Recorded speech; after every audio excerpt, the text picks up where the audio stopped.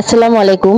আজ আপনাদের সামনে এমন একটি মিষ্টি কুমড়ার রেসিপি তৈরি করে দেখাবো। আমি 100% শিওর এইরকম ভাবে মিষ্টি কুমড়োর রেসিপিটা অনেকেই কিন্তু জানে না। আমি আপনাদের রিকোয়েস্ট করব জীবনে একবার হলো এইভাবে আপনারা একদিন মিষ্টি কুমড়োর রেসিপিটা তৈরি করে দেখবেন। ইনশাআল্লাহ আপনাদের কাছে খুবই ভালো লাগবে। এইভাবে যদি আপনারা তৈরি করেন মিষ্টি কুমড়ার রেসিপিটা, তাহলে কিন্তু এই যে মিষ্টি কুমড়ার গ্রেভিটা দেখছেন, এটা দিয়ে 2 প্লেট ভাত খেয়ে নিতে পারবেন। চলুন আমরা রান্নায় চলে যাই। দেখুন, এর জন্য আমি কিছু মিষ্টি কুমড়া নিয়ে নিয়েছি। এটা কিন্তু পাকা মিষ্টি কুমড়া। আপনারা আপনাদের পছন্দ মতো যে কোনো ভাবে নিতে পারেন, পাকা অথবা বটি যে কোনো একটা নিলেই হবে। আমি এইভাবে করে একটু মোটা মোটা সাইজে করে কেটে নিয়েছি। এটা কিন্তু একটু মোটা করেই কেটে নিতে হবে, ঠিক আমি যেমনটা করে কেটেছি। এখন চলে যাব রান্নায়। দেখুন, আমার এই কড়াইতে সামান্য কিছুটা তেল ছিল, আর আমি আরো সামান্য কিছুটা তেল দিয়েছি, সাদা তেল দিয়েছি। আপনারা চাইলে সয়াবিন তেলও না করে সরিষার তেলও করতে পারেন। এখন দিয়ে দিলাম গোটা জিরা। আমি এখানে 1 চামচ জিরা ব্যবহার করেছি। দিয়ে দিলাম 2টা শুকনা মরিচ। যেহেতু মিষ্টি কুমড়া, খুব বেশি শুকনা মরিচ দেওয়া উচিত হবে না, যার কারণে আমি 2টা মরিচ দিয়েছি। এটাকে সামান্য কিছুটা একটু ভেজে নিব। এ পর্যায়ে যারা যারা আমার ভিডিওটি অন করেছেন অবশ্যই একটি লাইক করে দিবেন। আপনারা অনেকে আছেন লাইক করতে ভুলে যান, আমি মনে করিয়ে দিলাম এখন একটি লাইক করে দিবেন। দিয়ে দেবো 4 থেকে 5টি কাঁচামরিচ। যেহেতু মিষ্টি কুমড়া, খুব বেশি মরিচ দেওয়ার প্রয়োজন নেই, এতে করে খেতে ভালো লাগবে না, টেস্টটা নষ্ট হয়ে যাবে। দিয়ে দিলাম কিছু কোয়া রসুন, একটা রসুনের অর্ধেক কোয়া দিয়েছি, আর 3টা বড় সাইজের পেঁয়াজ। এগুলোকে খুব ভালো করে নেড়েচেড়ে আমি তেলের সঙ্গে ভেজে নিব। এ পর্যায়ে আমি আবারও বলছি, আপনারা যারা যারা আমার ভিডিওটি অন করেছেন অবশ্যই একটি লাইক করে দিবেন। আপনারা অনেকে আছেন লাইক করতে ভুলে যান। আপনাদের একটি লাইকের মাধ্যমে আমার ভিডিওটি কিন্তু আরো অনেকের কাছে পৌঁছাবে। দেখুন, এখন যেহেতু আমার এটা একটু ব্রাউন করে ভাজা হয়ে গেছে পেঁয়াজ মরিচটা, এক্ষেত্রে আমি এখানে দিয়ে দিলাম চিংড়ি মাছ। এখানে অবশ্যই কিন্তু চিংড়ি মাছটা দিতে হবে, চিংড়ি মাছটা স্কিপ করা যাবে না। এখানে আপনারা ছোট সাইজের যে চিংড়ি মাছটা আছে, যেটা একদমই মানে পরিষ্কার করা যায় না, বেছে পরিষ্কার করা যায় না, ওই রকম ছোট সাইজের চিংড়ি মাছটা দিবেন। আমার কাছে ছিল না, যার কারণে আমি কিন্তু একটু বড় সাইজের চিংড়ি মাছটা দিয়েছি। আর চিংড়ি মাছের জন্য সামান্য একটু লবণ হলুদ দিয়ে দিলাম। লবণ হলুদ দিয়ে এটাকে ভালো করে নেড়েচেড়ে লাল লাল করে একটু ভেজে নিব। অবশ্যই এই যে চিংড়ি মাছটা স্কিপ করলে কিন্তু আপনার এটা খেতে ভালো লাগবে না। আর যখন এইভাবে একটু লাল লাল করে ভাজা হয়ে যাবে, তখন কিন্তু আমি এটাকে চুলা থেকে তুলে নিব। আর যে তেলটা আছে, ওই তেলটা আমি একটু সাইড করে পুরো মশলাটা আমি তুলে নিয়েছি। আমি কিন্তু সরাসরি শিলপাটাতেই তুলে নিয়েছি, আপনারা চাইলে কিন্তু ব্লেন্ডারেও তুলে নিতে পারেন। আমি এটাকে শিলপাটায় নিয়ে পেস্ট করে নিব, আপনারা চাইলে ব্লেন্ডারেও করে নিতে পারেন, কোনো সমস্যা নেই। শিলপাটার ব্যবহার করে যা কিছু আপনি তৈরি করেন সেটা কিন্তু খেতে খুবই ভালো লাগে। দেখুন, আমি কিন্তু কথা বলতে বলতে এটাকে মিহি পেস্ট করা শুরু করে দিয়েছি, আর এটা কিন্তু আমার হয়েও গেছে। যখন এইভাবে মিহি একটা পেস্ট হয়ে যাবে, এটা কিন্তু আপনারা এমনিতেও খেতে পারবেন। এটা কিন্তু ভর্তার মতো হয়ে গেছে, গরম ভাতে আপনারা এই ভর্তাটা খেতে পারবেন। আর এই পর্যায়ে কিন্তু খুব সুন্দর একটা স্মেল পাচ্ছি আমি। আপনারা যখন এটা রান্না করবেন আপনারাও কিন্তু পাবেন। এখন এই যে মশলাটা, এই মশলাটাকে নিয়ে আমি সরাসরি চুলায় রান্নায় চলে যাব।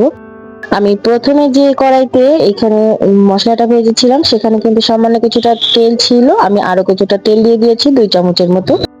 আর যে মশলাটা আমি পেস্ট করলাম ওটা দিয়ে দিয়েছি। এখন দিয়ে দেবো কিছু শুকনা মরিচ, দিয়ে দিচ্ছি স্বাদ অনুযায়ী একটু লবণ, 1 চামচের মতো একটু হলুদের গুঁড়া, আর দিয়েছি 1 চামচ ধনিয়া গুঁড়া। জাস্ট এতটুকু মশলাই কিন্তু এখানে ব্যবহার করতে হবে। খুব বেশি মশলা ব্যবহার করলে কিন্তু এর টেস্টটা নষ্ট হয়ে যাবে। আর মিষ্টি কুমড়াতে খুব বেশি মশলা ব্যবহার করার প্রয়োজন নেই, তাতে করে মিষ্টি কুমড়ার যে টেস্টটা নিজস্ব, ওটা নষ্ট হয়ে যাবে। এখন এটাকে ভালো করে হাতের সাহায্যে মেখে নিচ্ছি। আর এ পর্যায়ে কিন্তু আমার কাছে মনে হয়েছে তেলটা একটু কম হয়েছে, যেহেতু আমার এখানে মিষ্টি কুমড়াটা অনেকটাই ছিল। আমি সামান্য আরো কিছুটা তেল দিয়ে আরো ভালো করে হাতের সাহায্যে মেখে নিলাম। এখন মেখে নেওয়া হয়ে গেলে এখানে দিয়ে দেবো আমি আগে থেকে যে মিষ্টি কুমড়াটা কেটে রেখেছিলাম ওইটা। আমি কিন্তু এখানে 250 গ্রামের থেকেও বেশি, প্রায় 400 গ্রামের মতো এখানে মিষ্টি কুমড়া কেটে নিয়েছিলাম। আর এটাকে হাতের সাহায্যে মেখে আমি এটাকে রান্না করব। অবশ্যই একটু ভালো করে ধৈর্য ধরে মেখে নিবেন। যখন এটা মাখা হয়ে যাবে তখন এখানে দিয়ে দেবো পানি। আমি শিলপাটা ধুয়ে সামান্য কিছুটা পানি রেখেছিলাম, সেটা এখানে দিয়ে দিচ্ছি। এখানে খুব বেশি পানি ব্যবহার করবেন না, যেহেতু মিষ্টি কুমড়া নরম সবজি, এটা কিন্তু খুব দ্রুতই সেদ্ধ হয়ে যাবে। খুব বেশি পানি দেওয়ার একদমই প্রয়োজন নেই। এখন এটাকে আমি ঢাকনা দিয়ে ঢেকে সরাসরি রান্না চুলাতে বসিয়ে দিব। আর আমি কিন্তু এই পর্যায়ে দেখুন মিডিয়াম হিটে এটাকে রান্না করে নিয়েছি 5 মিনিটের জন্য। এটা বলক চলে এসেছে। এখন এটাকে নেড়ে চেড়ে আমি চুলার আঁচটা একদম লোতে দিয়ে দেবো, যেহেতু পানিটা কম করে দিয়েছিলাম আর চিংড়ি মাছটা বেটে দিয়েছি, নিচ থেকে তলানিতে লেগে যেতে পারে। যদি এটা নিচ থেকে তলানিতে লেগে যায় খেতে ভালো লাগবে না।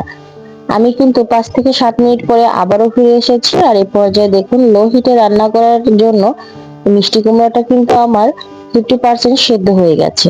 যেহেতু নরম তরকারি আমি প্রথমেই বলেছিলাম এতে খুব বেশি পানি দেওয়ার প্রয়োজন নেই। দেখুন মিষ্টি কুমড়াটা কিন্তু আমার অর্ধেকটা সেদ্ধ হয়ে গেছে, আর 5 মিনিটের মতো এটাকে স্লো হিটে কুক করলে কিন্তু এটা হয়ে যাবে। আমি আবারও ঢাকনা দিয়ে এটাকে স্লো হিটে 5 মিনিটের মতো রান্না করব।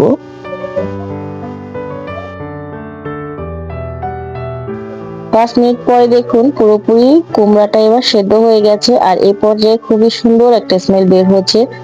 যেহেতু আমি এখানে চিংড়ি মাছটা বেটে ইউজ করেছি, যার কারণে কিন্তু এটা খেতে অসম্ভব মজা ছিল। আর এটা যে এতটা মজা হবে আমি নিজেও কিন্তু কল্পনাও করতে পারিনি যে এটা খেতে এতটাই লোভনীয় এবং মজাদার হবে। এ পর্যায়ে আমি এখানে দিয়ে দেব কিছু ধনিয়া পাতা। আমার এখানে টাটকা ধনিয়া পাতা ছিল না, যার কারণে আমি ফ্রিজে সংরক্ষণ করা কিছুটা ধনিয়া পাতা দিয়ে দিয়েছি। আপনারা বাজার থেকে কিনে একদম টাটকা পিওর যে ধনিয়া পাতাটা ওটা ব্যবহার করবেন, এতে করে টেস্টটা আরো ভালো আসবে, খুব সুন্দর একটা ফ্লেভার বের হবে। এরকম একটি রেসিপি আপনি কিন্তু গরম ভাত, রুটি, পরোটা, খিচুড়ি যে কোনো কিছুর সঙ্গে সার্ভ করতে পারেন। বাচ্চা থেকে বয়স্ক সবাই খুব পছন্দ করবে। আমার কিন্তু এটা হয়ে গেছে আর আমি কিন্তু এই পর্যায়ে চুলাটা অফ করে দিয়েছি। দেখুন দেখতে কতটা লোভনীয় হয়েছে। এই রকম একটি সবজি শীতের দিনে গরম ভাতের সাথে থাকলে আপনার কিন্তু আর কোনো কিছুরই প্রয়োজন হবে না। দেখুন আমি কিন্তু সার্ভ করে দিয়েছি। আর এই যে মিষ্টি কুমড়ার যে গ্রেভিটা, এই গ্রেভিটা দিয়ে কিন্তু আপনি 2 প্লেট ভাত অনায়াসে খেয়ে ফেলতে পারবেন। আশা করি আপনাদের কাছে ভিডিওটি ভালো লেগেছে। যদি ভালো লেগে থাকে অবশ্যই একটি লাইক কমেন্ট শেয়ার করবেন। আর ভিডিওটি সাবস্ক্রাইব করে রাখবেন। আসসালামু আলাইকুম।